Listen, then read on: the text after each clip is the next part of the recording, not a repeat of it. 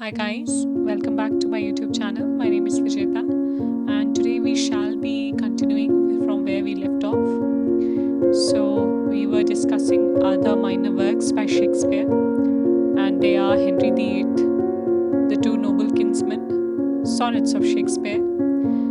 And actually, Shakespeare published 154 sonnets originally, and they were published in 1609 in quarto-folio by Thomas Torp, expected to be written during 1592 to 98. This is important. Sonnet 138 and 144 had been previously published in 1599. Miscellany, The Passionate Pilgrim. It was miscellaneously published. And The Passionate Pilgrim, Anthology. The first 17 sonnets are called procreation sonnets. These are addressed to a young man, and Shakespeare is urging him to marry and have children in order to immortalize his beauty by passing it to the next generation. The other sonnets express the speaker's love for a young man, and they brood upon loneliness, death, and the transience of life. Sonnets 1 to 126 are probably dedicated to Mr. W.H., that is, William Herbert, Earl of Pembroke, or Henry Wriothesley, Earl of Southampton. Wriothesley is also the dedicatee of Shakespeare's poems Venus and Adonis and Rape of Lucrece. From 127 to 152, the sonnets are dedicated to Dark Lady, and in Sonnet 114, she is described as my female evil and my bad angel.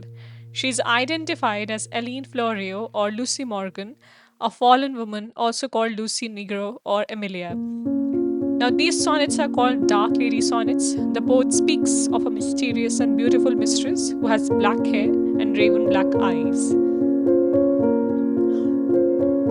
Sonnets 153 and 154, these two sonnets are dedicated to Cupid, the god of love. Rhyme scheme of all the sonnets is ABAB, CD, EFEF, and GG. Sonnet 99 contains 15 lines.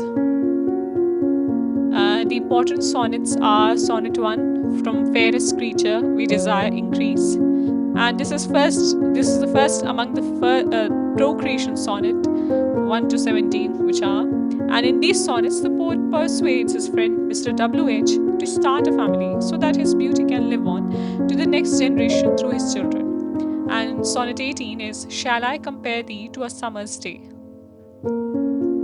In this sonnet, he describes the young man's great beauty and suggests that his poetry is eternal, and ends with saying that as long as there are people who can still read the sonnet, the young man's beauty will still be there.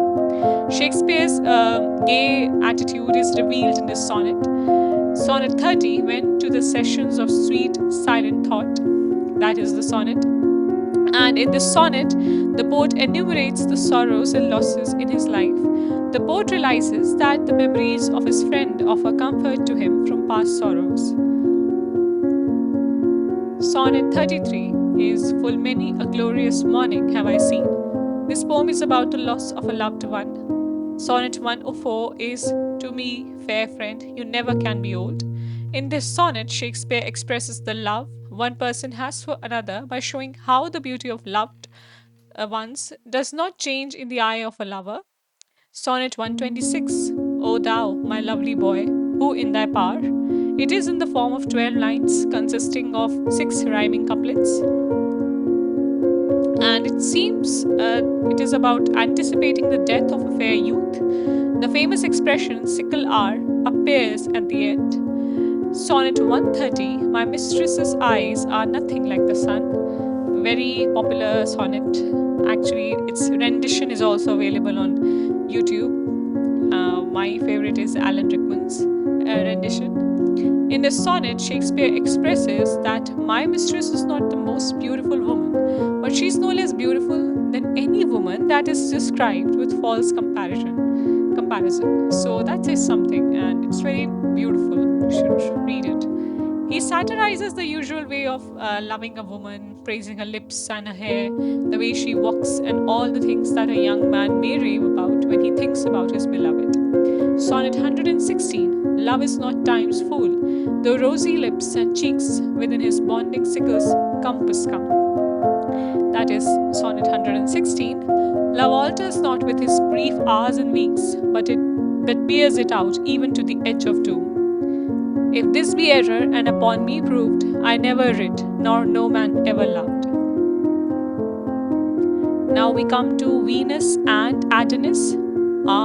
What I'm thinking is I will keep this lecture short so that you can ponder about all the sonnets of Shakespeare, which are very beautiful sonnets. And we will begin with Venus and Adonis in the next lecture. If you liked my video, please give it a like, share, subscribe to my channel, and I will meet you all in the next video. Thank you.